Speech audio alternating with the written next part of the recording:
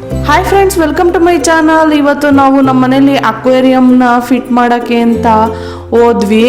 ಅದು ಅಕ್ವೇರಿಯಂ ಏನೋ ಫಿಟ್ಟಿಂಗ್ ಕರೆಕ್ಟಾಗಿ ಆಯಿತು, ಆದರೆ ಲಾಸ್ಟಲ್ಲ ಆದ ಅವಾಂತರ ನೋಡಿದ್ರೆ ಯಾರಿಗೂ ಬೇಡ. ನೀವು ಈ ಥರ ಅಕ್ವೇರಿಯಂ ಮಾಡಿಸ್ಬೇಕಾದ್ರೆ ಸ್ವಲ್ಪ ಎಚ್ಚರಿಕೆಯಿಂದ ಇರಿ. ಯಾಕೆಂದರೆ ಫಸ್ಟು ಮಾಮೂಲಿ ನಾರ್ಮಲಾಗೆ ಫಿಟ್ಟಿಂಗ್ ಎಲ್ಲ ಚೆನ್ನಾಗಾಯಿತು, ವಾಟ್ರು ಎಲ್ಲ ನೀರು ತುಂಬಿಸಿದ್ವಿ. ಆದರೆ ಆಮೇಲೆ ಗೊತ್ತಾಯಿತು ಅದು ಫುಲ್ಲು ನೀಟಾಗಿ ಗಲೀಜಾಗಿ ಕೊಳೆ ಆಗಿಬಿಟ್ಟಿದೆ. ಅದು ಕ್ಲಿಯರ್ ಆಗೋಕ್ಕೆ 2 ಡೇಸ್ ಬೇಕಂತೆ. ನಮ್ಮ ಮಕ್ಳಿಗಂತೂ ತುಂಬ ಕ್ಯೂರಿಯಾಸಿಟಿ ಇತ್ತು, ಅಕ್ವೇರಿಯಂ ಯಾವ ಥರ ರೆಡಿ ಆಗುತ್ತೆ, ಫಿಶ್ ಯಾವ ಥರ ಆಗುತ್ತೆ ಅಂತ. ಅದು ನೋಡ್ತಾ ನೋಡ್ತಾ ವಾಟರ್ ತುಂಬಿದ ತಕ್ಷಣ ಆ ಥರನೇ ಫುಲ್ಲು ಗಲೀಜಾಗ್ಬಿಡ್ತು. ಆದರೆ ಪ್ರೊಸೀಜರ್ ಇರೋದೇ ಆ ಥರ ಅಂತೆ, 2 ಡೇಸ್ ಬೇಕಂತೆ. ಮೋಟಾರ್ ಆನ್ ಮಾಡಿ ಅದೆಲ್ಲ ಫಿಲ್ಟ್ರಾಗಿ ನೀರು ಎಲ್ಲ ನಾರ್ಮಲ್ ಆದಮೇಲೆ ಆ ವಾಟರ್ಗೆ ಫಿಶ್ ಹಾಕೋದು. ಅಲ್ಲಿವರೆಗೂ ಫಿಶ್ಶು ಹಾಕಲ್ಲ.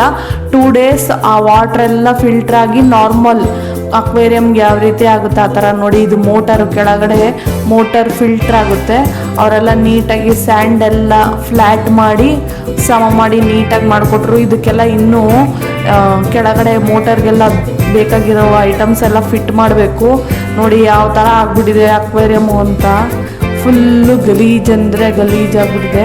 ಇದೆಲ್ಲ ನಾರ್ಮಲ್ ಬರೋಕ್ಕೆ 2 ಡೇಸ್ ಬೇಕೇ ಬೇಕಾಗುತ್ತೆ. ಇದೊಂದು ಅವಾಂತರ ಆಗಿ ಮತ್ತೆ ನೀರೆಲ್ಲ ತೆಗೆದು ಮತ್ತೆ ಅದಕ್ಕೆ ಹೊಸ ನೀರು ತುಂಬಿಸಿದ್ವಿ. ನೋಡೋಣ ಯಾವ ಥರ ಬರುತ್ತೆ ಅಂತ. ಫಿನಿಶಿಂಗ್ ಆದಮೇಲೆ ನಾನು ಹಾಕ್ತೀನಿ. ಹಾಗೆ ಹೊರಗಡೆ ಒಂದು ಫಂಕ್ಷನ್ ಇತ್ತು, ಅಲ್ಲಿಗೆ ಹೋಗಿದ್ವಿ. ಅಲ್ಲೆಲ್ಲ ಸುತ್ತಮುತ್ತ ಎಲ್ಲ ಆ್ಯಂಬಿಯನ್ಸ್ ತುಂಬ ಚೆನ್ನಾಗಿತ್ತು, ಡೆಕೋರೇಷನ್ ಎಲ್ಲ ಚೆನ್ನಾಗಿತ್ತು.